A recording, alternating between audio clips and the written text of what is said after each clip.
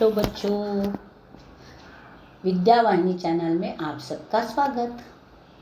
मैं संजीवनी शिंदे आज लेकर आई हूँ हिंदी व्याकरण पाठ। बच्चों, आज हिंदी व्याकरण में हम देखेंगे समश्रुत, समरूपी, भिन्नार्थक शब्द। समश्रुत यानी सुनने में सम यानी एक जैसे, समरूपी देखने में एक जैसे, लेकिन उनके अर्थ भिन्नार्थक यानी उनका अर्थ भिन्न भिन्न होता है। ऐसे शब्दों की जानकारी आज हम लेने वाले हैं। तो बच्चों, ध्यान से देखेंगे। इन शब्दों को देखने की और सुनने की जरूरत है।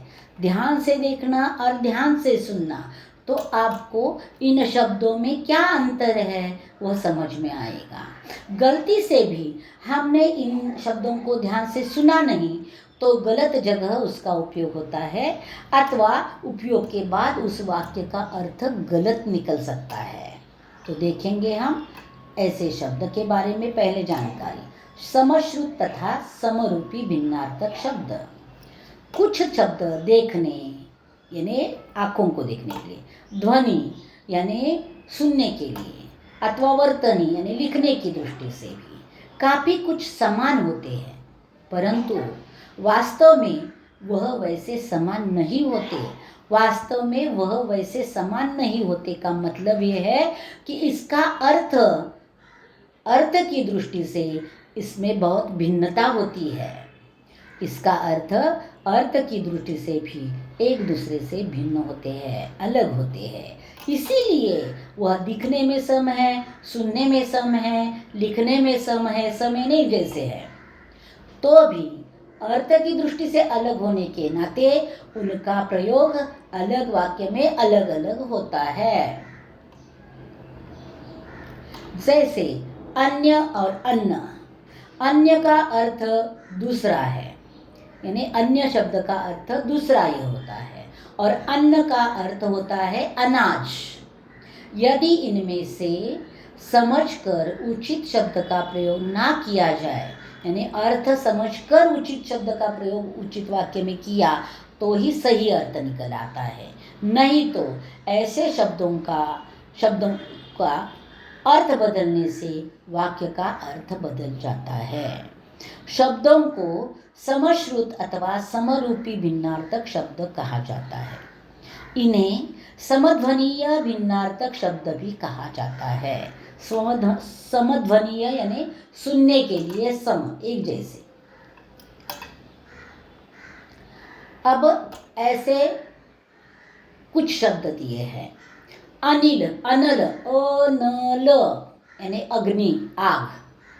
देखो, शब्द ठीक से सुनो और आँखों से सामने देखो। अनल अग्नि यानी आग, और अनील हवा। अब पहले और दूसरे शब्द में सिर्फ एक मात्रा का अंतर है, लेकिन अर्थ में एक आग है और दूसरी हवा है। तो अनल, अग्नि, अनिल, हवा। अन्न, अन्न अनाज, और अन्य दूसरा। अब अन्न, न और य का ही बदल है, बाकी शब्द एक जैसा है, तो भी अर्थ में दोनों बहुत अलग है, अनाज और दूसरा। अगला शब्द देखेंगे, और, तरफ और तथा। अब और में एक मात्रा का अंतर है, लेकिन अर्थ में घर की ओर यानी तरफ, और यानी चार और काफी। अचल यानी पर्वत, अचला यानी पृथ्वी। अब देखो, अच दोनों में एक जैसा है, सिर्फ पहले में ल को मात्रा नहीं है, सिर्फ ल है, तो उसका अर्थ हो गया अचल यानी पर्वत।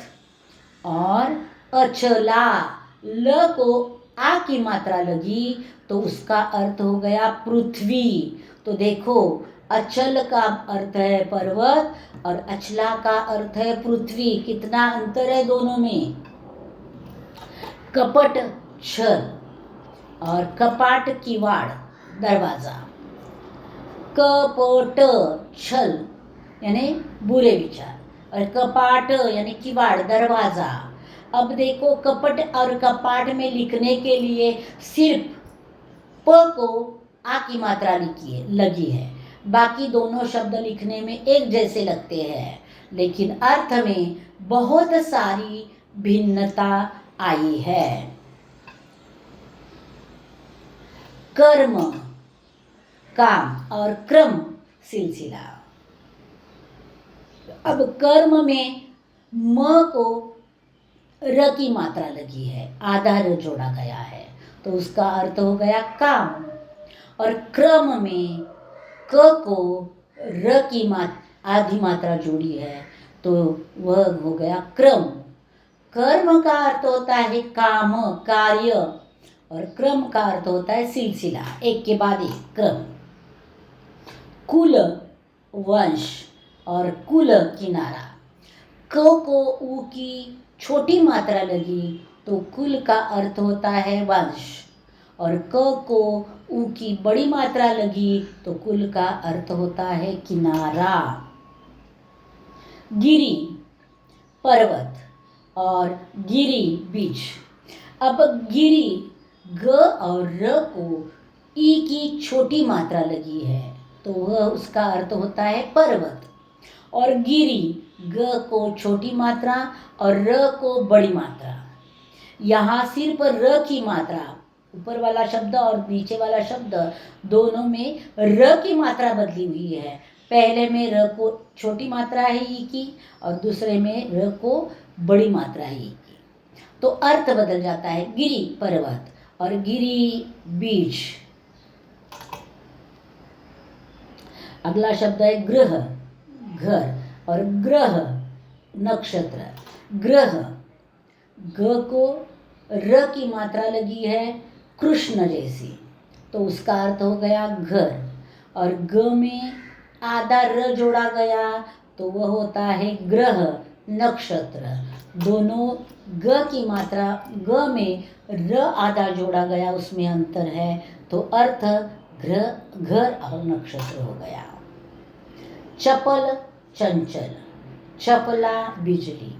चपल यानी चंचल, और चपला देखो चपल और चपला में ल को आ की मात्रा लगी है, बाकी सब अक्षर वैसे के वैसे लिखे गए हैं, लेकिन चपल का अर्थ होता है चंचल और चपला का अर्थ होता है बिजली।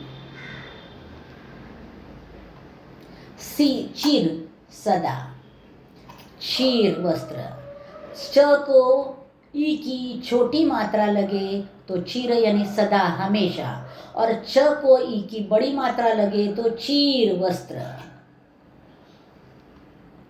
चालक यानी चलाने वाला, और चालाक यानी चतुर।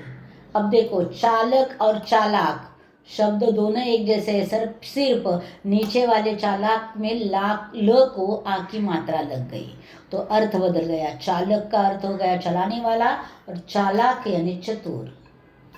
जलद यानी बादल, और जलधि यानी सागर। जलद और जलधि, जल द बादल और धी सागर। दशा अवस्था, और दिशा ओर, यानी उस दिशा की ओर देखो, ऐसे ओर।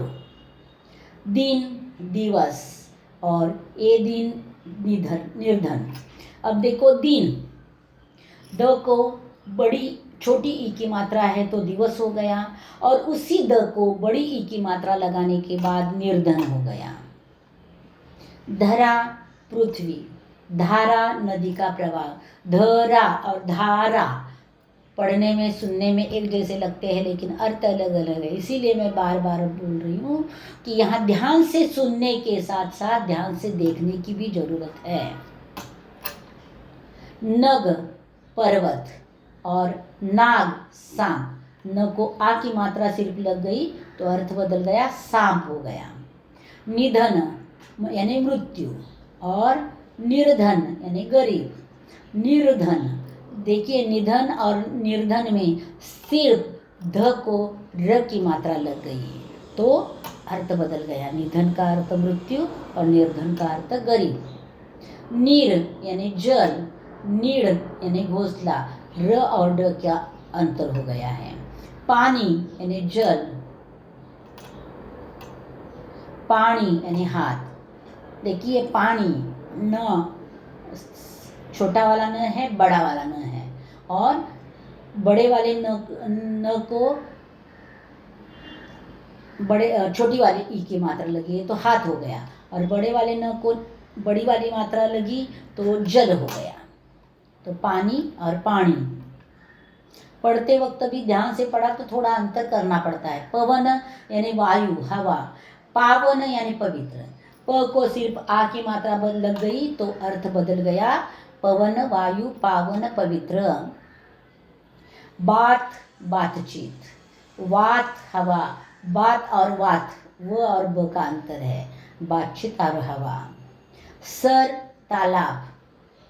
शर, तीर, शरपंजरी कहा जाता है, शर तीर।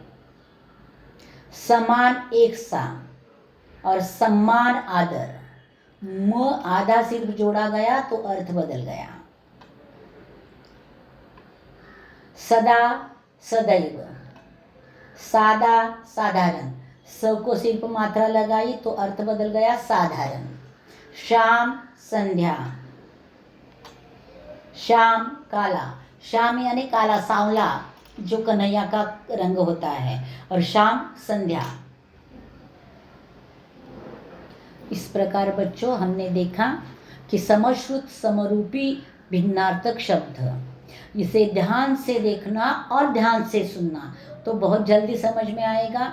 एक दो बार इस वीडियो को शुरू करो और ध्यान से जो वीडियो की ओर देखो और आवाज़ भी सुनो तो ठीक से समझ में आएगा। अगला व्याकरण पाठ लेकर जल्द ही मैं वापस आऊँगी, तब तक इंतज़ार में रहना। धन्यवाद बच्चों।